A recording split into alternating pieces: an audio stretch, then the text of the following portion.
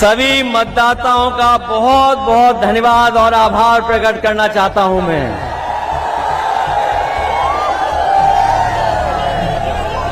मैं देख रहा हूं जितना बड़ा मैदान हमें दिखाई दे रहा है उससे ज्यादा हमें लोग चारों तरफ दिखाई दे रहे हैं। इस मैदान का कोई कोना खाली नहीं है।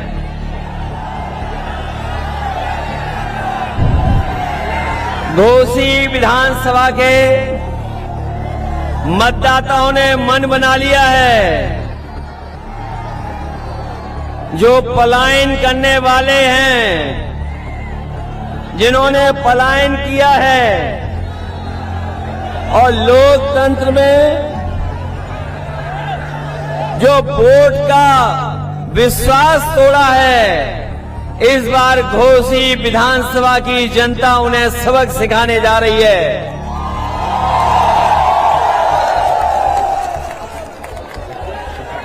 इस विधानसभा की कोई अब सुध लेगा।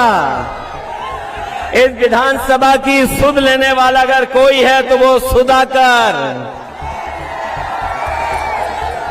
जिन्होंने मतदाताओं को धोखा दिया था, उनको सबक सिखाने के लिए ये जो जन समर्थन दिखाई दे रहा है, ये बता रहा है कि सुधाकर सिंह इस बार ऐतिहासिक वोटों से जीतने जा रहे हैं। मैं कई दिनों से लगातार घोसी विधानसभा में प्रचार जो हो रहा उसको देख रहा हूं। कोई नेता बीजेपी का जो मंत्री है, शायद कम ही मंत्री बचे होंगे जिन्होंने घोसी में आने का काम नहीं किया हो। घोसी में मंत्री, एक मंत्री, दो मंत्री, तीन, न जाने कितने मंत्री आए हैं। तमाम मंत्री आ रहे हैं धोखा देने, अपनी उपलब्धियां नहीं बता रहे यहां करके। बताओ, ये डबल इंजन की सरकार वालों ने किसी किसान की आय दोगुनी की हो तो बताइए। ये लोग कह रहे डबल इंजन से कुछ नहीं होता। इंजन का ड्राइवर अच्छा होना चाहिए। और घोसी की जनता इन 16 सालों में क्या आपको कोई सुविधा दे पाई है? बीजेपी के नहीं दे पाई है। अगर बीजेपी के लोगों ने सुविधाएं दी होती तो आज इतनी मंत्रियों की फौज उन्हें नहीं उतारनी पड़ती यहां पर। इतने जो मंत्री आए हैं वो अपना काम नहीं बता रहे, वो कुछ और इंतजाम में लगे हुए हैं। अगर आपको मुकाबला भी करना पड़े तो अपने वोट के अधिकार के लिए मुकाबला करना, क्योंकि घोसी विधानसभा का संदेश केवल उत्तर प्रदेश के लिए नहीं है। घोसी विधानसभा के एक एक वोट का संदेश देश में जाने वाला है, क्योंकि देश में कहीं और चुनाव ऐसा नहीं होने जा रहा है। कम से कम ये संदेश घोसी की जनता दे कि जिन्होंने कोई काम नहीं किया है, कोई काम नहीं किया है, उनको सबक सिखाने का काम करेंगे अपने वोट दे करके। ये सरकार ऐसी है जहां गरीब को इलाज नहीं मिल पा रहा है, दवाइयां नहीं, अस्पताल में चले जाओ तो डॉक्टर देखने वाले नहीं हैं। जो कुछ है गरीब को अपने हाल पे छोड़ दिया। जो एम्बुलेंस चली थी आपकी सरकार में, उस एम्बुलेंस को भी बर्बाद कर दिया। कम से कम इनकी जिम्मेदारी बनती थी कि अगर गरीब के गांव में पहुंचा के मदद करने के लिए अगर एम्बुलेंस थी तो कम से कम ज्यादा एम्बुलेंस चलाते जिससे गरीब की मदद हो जाती। इलाज और तकलीफ और परेशानी में वो आपकी मदद करती, लेकिन उस व्यवस्था को भी बर्बाद कर दिया। ये जो बिजली भी आ रही है आपके बीच में, केवल चुनाव के लिए आ रही है, और जो बिजली आ भी रही है, जिनके यहां मीटर लग गए, बताओ कितने का बिल आ रहा है आपके यहां पर? बिल आ रहा हजारों का। और अगर बिल नहीं दे पा रहे हो तो नोटिस आ रहा है साथ साथ। नोटिस। और महंगाई कहां पहुंच गई है? जो कभी फ्री दिया था सिलेंडर, बताओ आज उस सिलेंडर की कीमत क्या है? कीमत कहां पहुंच गई? जो आप सामान बाजार से खरीद रहे हैं, बताओ हर सामान महंगा हो गया कि नहीं महंगा है? ये बीजेपी के लोग गरीब की जेब से पैसा निकाल करके अमीरों की तिजोरी भरने का काम कर रहे हैं, और जो सुविधाएं गरीबों को मिलनी चाहिए उन सुविधाओं को छीनने का काम कर रहे हैं। कि जब तक जाति जनगणना नहीं होगी, तब तक हम सबका साथ सबका विकास नहीं कर पाएंगे।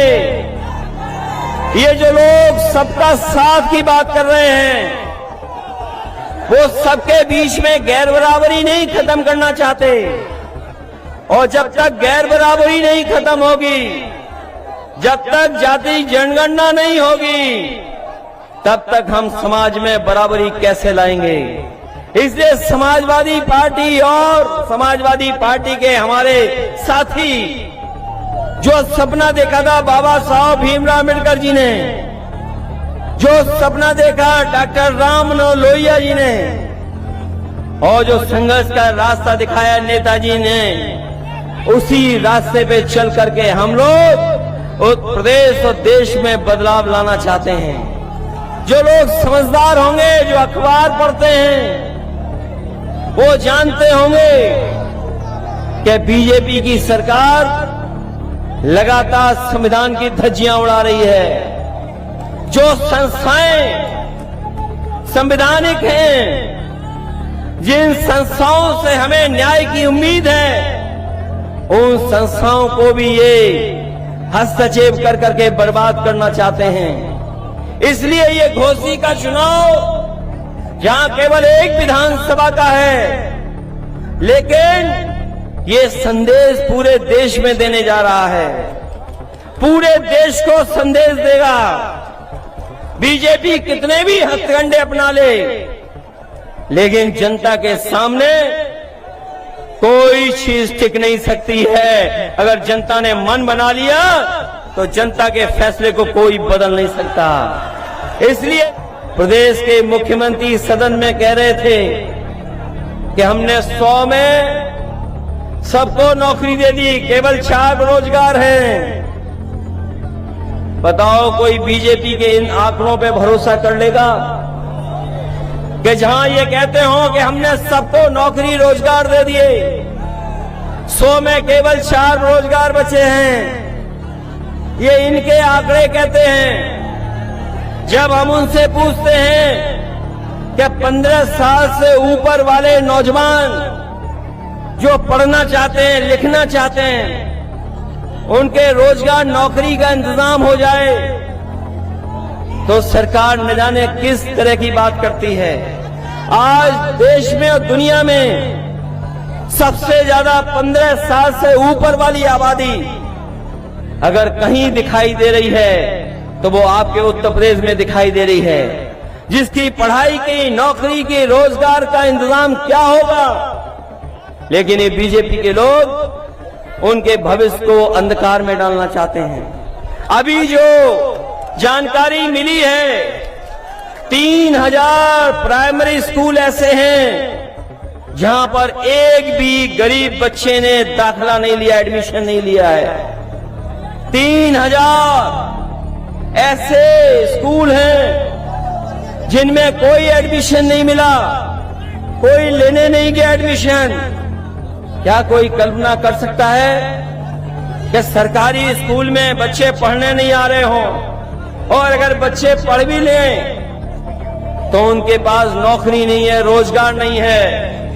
ये जो नौजवान दिखाई दे रहे हैं बड़ी संख्या में, इनके भविष्य के साथ बीजेपी खिलवाड़ कर रही है और न केवल इन नौजवानों के भविष्य के साथ खिलवाड़ कर रही है बल्कि आने वाली पीढ़ी के साथ भी खिलवाड़ कर रही है, क्योंकि अगर इनका भविष्य नहीं बना तो बताओ आने वाली पीढ़ी का भविष्य क्या होगा।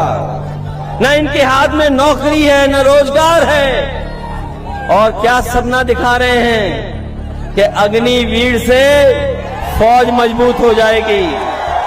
हम नौजवान साथियों से कहना चाहते हैं कि आप भौसी की विधानसभा जिताओ, 24 का चुनाव जिताओ। जो फौज की भर्ती होती थी पहले तरह से, पक्की नौकरी, पक्की वर्दी, ये आधी अधूरी नौकरी, 4 साल की वर्दी से कोई देश की सेवा नहीं होगी। हमारा नौजवान पूरी जीवन भर वर्दी पहन करके पक्की नौकरी कर करके सीमा की रक्षा करना चाहता है। हमारे मुख्यमंत्री जी का आपने वो गणित तो सुना ही होगा विधानसभा का कि 46 में 56। ये लोग वो हैं जो जातियों में दरार डालते हैं, धर्म के बीच में दरार डालते हैं। इसलिए आपको इनसे सावधान रहना पड़ेगा।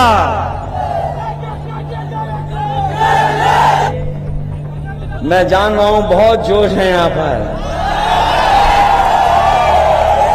बहुत उत्साह है, और ये वो जोश उत्साह ऐसा है कि जो ठंडा नहीं होने वाला है 5 तारीख तक। मैं जानता हूं जितना पसीना आपको आया है उससे ज्यादा हम लोगों को भी आ रहा है। एक भी अस्पताल ऐसा नहीं जहां पर गरीब का इलाज हो जाए, दवाई मिल जाए। एम्बुलेंस व्यवस्था भी खराब कर दी। जो हमारी 100 नंबर गाड़ी थी 112 कर करके वो भी खराब कर दी, उसमें भी कोई व्यवस्था बदली नहीं। या हमारे फौज के लोग भी दिखाई दे रहे हैं। मैं सैनिक प्रकोष्ठ के लोगों का भी धन्यवाद देता हूं और आए हुए किसान भाइयों का, नौजवानों का, बुनकर भाइयों का मैं उन सबका धन्यवाद देता हूं। और आप सबसे इस उम्मीद और इस भरोसे के साथ कि 5 तारीख को घोसी विधानसभा का परिणाम समाजवादी पार्टी के पक्ष में होगा।